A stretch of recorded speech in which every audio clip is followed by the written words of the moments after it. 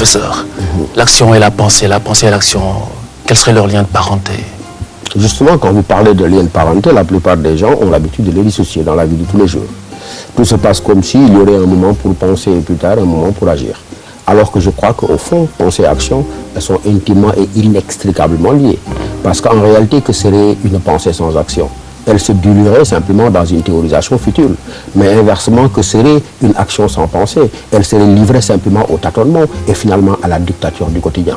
Mais si vous faites attention, malheureusement, et si vous poussez les hommes politiques, il y a ce décalage qu'ils ont l'habitude de faire en disant que la priorité n'est pas au bavardage, donc la priorité n'est pas à la pensée, mais qu'elle serait plutôt à l'action. Et on nous dit même que seule l'action est accoucheuse d'histoire, mais en oubliant simplement que l'action n'accouche de l'histoire que parce qu'elle est sous-tendue par une pensée concrète. Ce n'est pas l'histoire qui fait la pensée, c'est plutôt la pensée elle-même qui est accoucheuse d'histoire. Et donc il ne faut jamais perdre de vue ce lien, comme je dis, de dépendance, ce lien qui fait qu'en réalité, c'est la pensée et l'action qui forment en réalité un tout, et en ce sens, pensée et action se fécondent mutuellement de façon radicalement inséparable. Je me rappelle très souvent, parce que j'ai fait allusion à ces intellectuels politiques qui sont pressés, qui disent qu'il faut agir. Nous sommes dans un monde d'urgence. Priorité à l'action, mais priorité à l'action, c'est la meilleure manière de dire mort à la pensée.